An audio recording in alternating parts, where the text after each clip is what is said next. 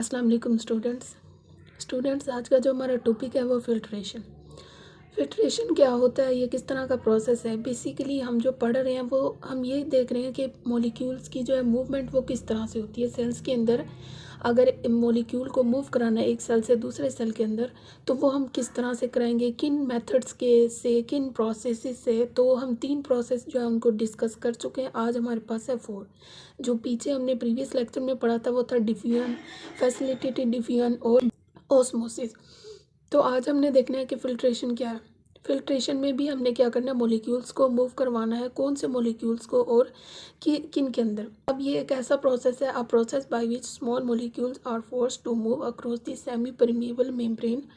कि ये एक ऐसा प्रोसेस है जिसके अंदर सिर्फ स्मॉल मॉलिक्यूल्स को धक्का लगाया जाता है across the semipermeable membrane with hydro.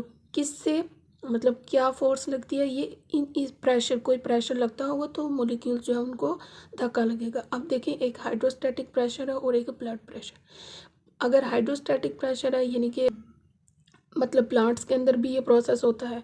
अगर प्लांट्स के अंदर स्मॉल मॉलिक्यूल्स को बाहर निकालना है तो ये वाला प्रेशर लगेगा यानी कि हाइड्रोस्टैटिक वाटर प्रेशर, क्योंकि प्लांट्स की बॉडी में क्या होता है, सिर्फ वाटर होता है।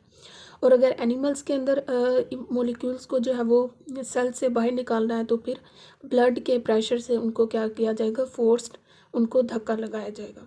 तो बेसिकली अगर ये मतलब हाइड्रोस्टैटिक जो यहाँ पे बात हो रही है, ये हम मतलब इसको हम अपने जो एनिमल्स हैं उनके अंदर भी इसको कंसिडर कर सकते हैं। लेकिन अगर सिर्फ हाइड्रोस्टैटिक आए तो मतलब वहाँ पे एनी प्लांट्स की बात हो रही है, क्योंकि प्लांट्स की बॉडी के अंदर ब्लड तो नहीं होता, सिर्फ वाटर होता है।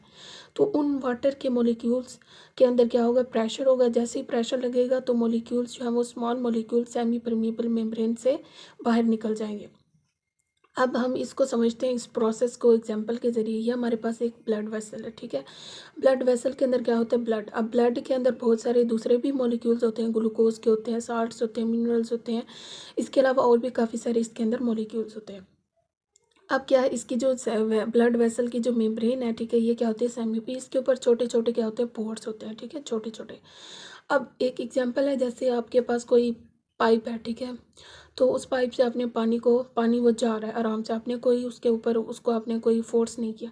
लेकिन जैसे ही उसको आगे से आपने पिंच कर दिया, यानी कि उसको दबा दिया या उसका रास्ता बंद कर दिया, यहाँ से उसको क्लोज कर दिया, तो क्या होगा, जो एक एक डॉट जो बाहर जा रही थी, यानी कि आहिस्ता आहिस्ता पानी बाहर जा रहा था, लेकिन जैसे आगे से आपने इसकी ब्लॉकेज कर दी तो क्या होगा, पानी प्रेशर से बाहर निकलेगा, ठीक है।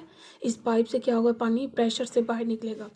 इसी तरह ब्लड वेसल के ऊपर भी यही वाला कॉन्सेप्ट लगाना है आपने, कि जैसे ही आगे कोई प्रेशर आएगा तो ये जो मॉलिक्यूल्स हैं, सिर्फ small molecules in semi permeable membrane से उस प्रेशर की वजह से बाहर निकल जाएंगे, ठीक है। ये आपको नज़र आ रहा होगा कि ये इस ब्लड वेसल से बाहर निकलेंगे, क्योंकि इस मेम्ब्रेन के ऊपर क्या होते हैं, छोटे छोटे पोर्स होते हैं। उन पोर्स से ये जो स्मॉल मॉलिक्यूल्स हैं ये क्या हो जाएंगे, बाहर निकल जाएंगे इस प्रेशर की वजह से, ब्लड प्रेशर की वजह से।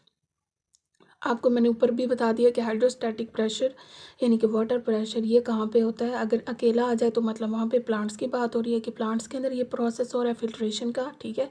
और अगर सिर्फ ब्लड प्रेशर की बात हो रही है तो मतलब वो कहाँ पे हो रही है, एनिमल्स के अंदर फिल्ट्रेशन।